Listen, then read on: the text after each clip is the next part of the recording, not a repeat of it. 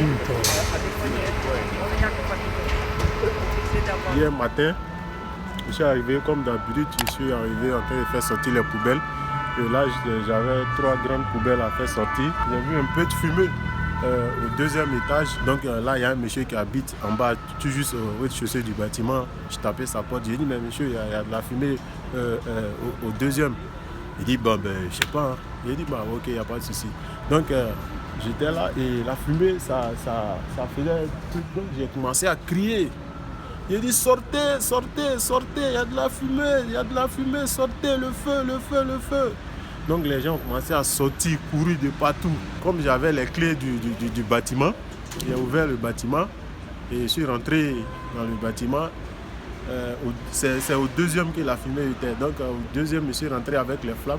Et quand je suis arrivé là, il y a une dame qui était arrêtée. Elle avait le feu sur sa tête. Donc là, j'ai enlevé mon habit. J'ai éteint le feu qui était sur sa tête, mais je ne voyais plus rien. J'ai éteint le feu et je l'ai porté dans les escaliers jusqu'en bas.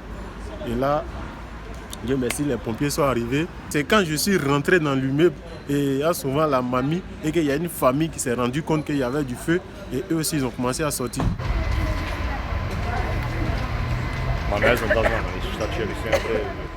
Si vous n'étiez pas intervenu rapidement en criant au feu et en faisant sortir cette dame, qu'est-ce qui aurait pu se passer? Le pire, c'est sûrement le pire. Parce que là, même quand je criais, il y a des gens qui ont ouvert les fenêtres et ils ont commencé à me regarder et puis ils ont refermé les fenêtres comme si rien n'était. Je n'ai pas eu peur des flammes, je n'ai pas hésité. Je n'ai pas hésité parce que, en fait, la mamie, je connais presque tout le monde dans la cour. Et je sais qu'elle était au 2e. Je sais qu'elle était au 2e et que c'est une personne qui habitait seule. Et que s'il y a un genre de problème, il faut vraiment intervenir dans les médias et c'est ce que j'ai fait sans me poser de questions. Vous êtes allé à l'hôpital après, vous avez eu des problèmes d'intoxication? Oui, il y a eu le problème d'intoxication parce que là, en fait, moi, sur le coup, j'ai rien senti.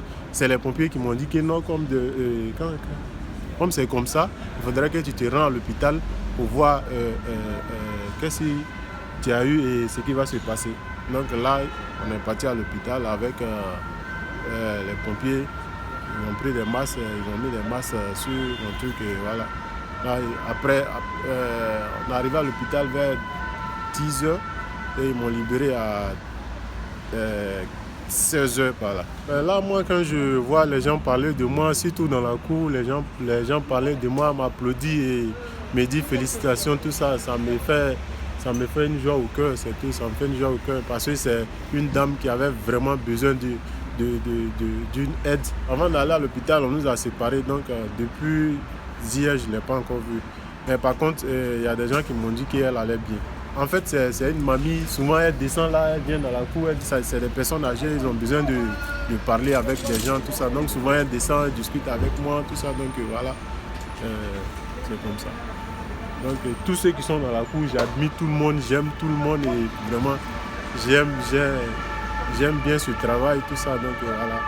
Ça me fait plaisir d'aider quoi en fait. Il faut qu'on soit solidaire, il faut qu'on s'entraide et il faut qu'on aide aussi les personnes âgées.